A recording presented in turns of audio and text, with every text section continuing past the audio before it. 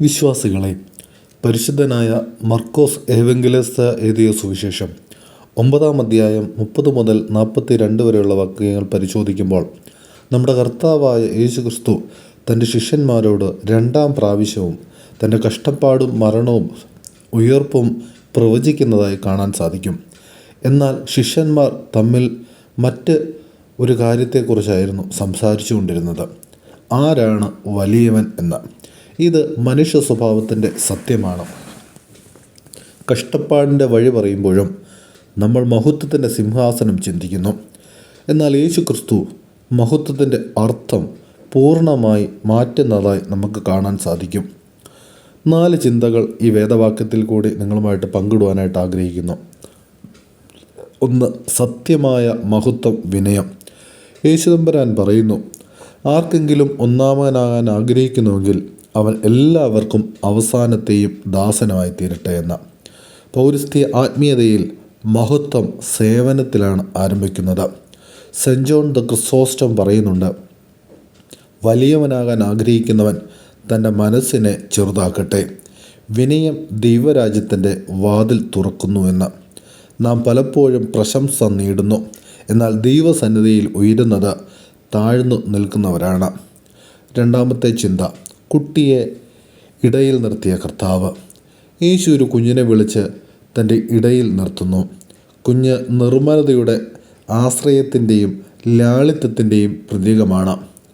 പരിശുദ്ധനായ Cyril of Alexandria ഇപ്രകാരം പറയുന്നുണ്ട്, കുഞ്ഞിൻ്റെ മനസ്സ് കപടതയില്ലാത്തതാണ്.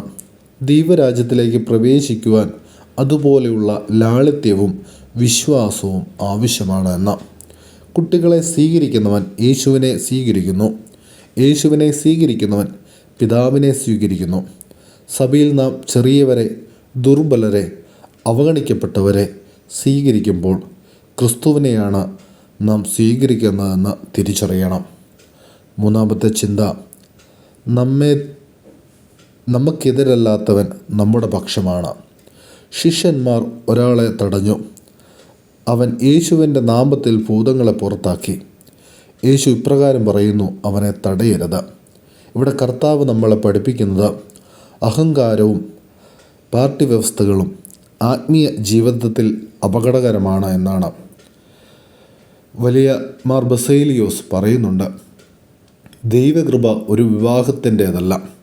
ദൈവനാമത്തിൽ സത്യസന്ധമായി പ്രവർത്തിക്കുന്നവൻ ദൈവത്തിൻ്റെ സഹപ്രവർത്തനാണ് എന്ന്. 4-ാമത്തെ ചിന്ത, ചെറിയവരെ ഇടറിക്കരുത്. ഈ ചെറുപ്പക്കാരിൽ ഒരുത്തനെ ഇടറിച്ചാൽ കഴുത്തിൽ വലിയ തിരികല്ല് കെട്ടി അവനെ സമുദ്രത്തിൽ ഇട്ട് കളയുന്നത് നല്ലതെന്ന് വേദവാക്യം പറയുന്നുണ്ടല്ലോ. ഇത് വളരെ ഗൗരവമുള്ള ഒരു മുന്നറിയിപ്പാണ്. മറ്റുള്ളവരുടെ വിശ്വാസ ജീവിതത്തെ ബാധിക്കുന്ന ജീവിതശൈലി നമുക്ക് ഒഴിവാക്കാം. പൗരസ്ത്യ ആത്മീയതയിൽ ഇടർച്ച ഒരു വലിയ പാപമായി കാണപ്പെടുന്നു.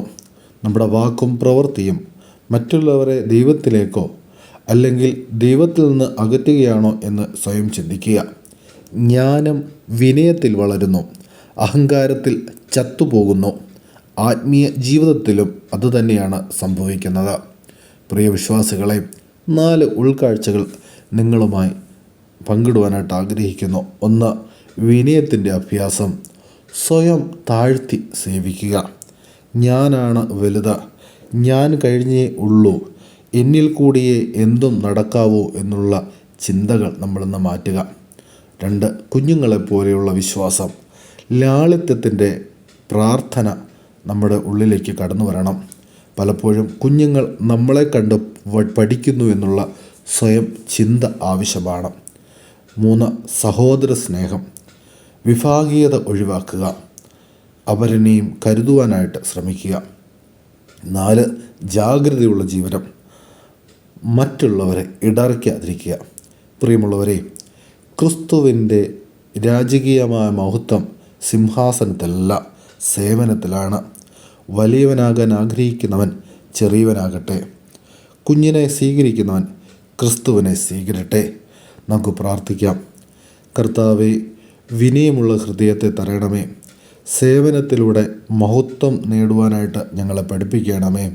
ചെറിയരെ പോലെ ദൈവരാജ്യത്തിൽ കടന്നു വരുവാനും ദൈവിക അനുഗ്രഹങ്ങൾ പ്രാപിക്കുവാനും ഞങ്ങളെ അനുഗ്രഹിക്കണമേ.